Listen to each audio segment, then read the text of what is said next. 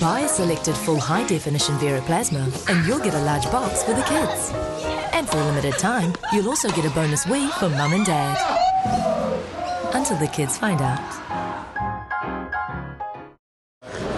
So the night just keeps on getting better for number 8 TV. We're now joined by All Black hooker Andrew Hore. And Andy, good season for you and the guys, mate. What was your personal on-field highlight, mate? On-field highlights? There's been a few. Obviously the French game was pretty special on that, and a few things like that, but obviously on-field highlight is Brad Faulkner hot dogging before DC even kicked the goal and won the test match against Australia. It was pretty special. He's a quiet man, but to see a guy like that really gets so excited is great. You know, he's an old man, so I'm happy with that. Yeah, he certainly let it go, mate. Yeah. What about off the field? 6 weeks travelling around Europe, sort of thing most people dream about. Aside from all the footy and all the work, mate, what was the off-field stuff like? Right? Oh, there's a few off-field gigs been alright. Obviously get the sporting out of the way. A few of us snuck down to Lords and got the pads on and shared a box, which is probably not so good. And had a couple of helmets and cranked the machine up, played a few cover drives and stuff. And then there's obviously the one that's been most documented was the lazy trip down to cook with the Italian models.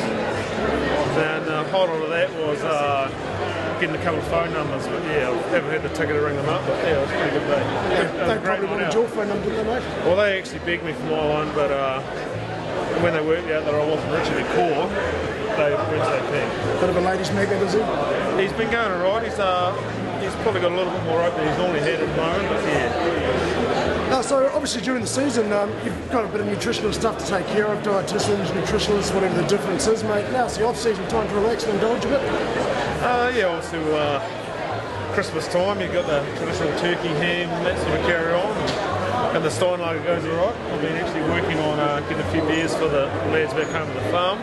Just on that, I forgot about the other highlight of off-field, on-field highlight of the tour was probably my moustache, which I was pretty happy with. And I think the cameraman there battled a very one. But yeah, he's got a bit of work to do, to be fair. It's not the best. Back on the nutrition, obviously there's week ups and all that sort of carry on you can chip away, but now it's time to let the hair down and really go for it. It's barbecue season, weather's good. A few steaks, a few beers, and you're happy. I guess the question everyone wants answered, mate, KFC or McDonald's? That's tough. It's a question. I should have warned you for that.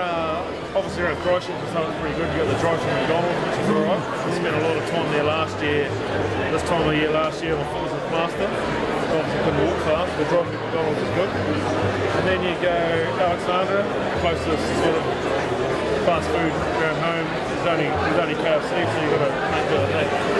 So yeah, 50-50, but furthest to barbecue and a few beers, really. On KFC, I put away a 12-pack the other night. I was pretty proud of myself. Not 12 bits of chicken. Did you drive home after the 12-pack, or? No, I slept in the car park actually, but it's a whole different story. What music are you listening to these days, mate? What's cranking on your iPod? iPod's pretty new to me, really. It's got the odd melody in there, not too bad. I don't mind a bit of the Quake Pros. It's not bad, which is a surprise at most, but mainly just the wireless, you know. It saves a lot of mucking around, you know. Just take what you get. And back home, 729 Boom, local radio station regularly. They pump a few out, so if they're not playing what you want, we'll send them a text and you race it. Excellent, the name opens doors for you. Yeah. What's the next question I'm going to ask you? When did you clean your shoes last? Are they new shoes? Yeah, new shoes I got them at the warehouse. $25, mate. You want to be getting yourself $25 for a pair? Yeah, both of them for $25. There you go. That's not bad. They were on special for $34. And they're different feet as well, so. Yeah, they gave me a left and a right, so I was happy with that. What's spin bowler or pace bowler would you play? Slow right arm. Specialist fielder, really. Yeah. Specialist fielder, galley or fine leg? Behind the keeper usually. Yeah. Minimum input. There for the team building. Team morale. Sort of training. McCaw-esque sort of thing. Yeah. How many times a week do you train?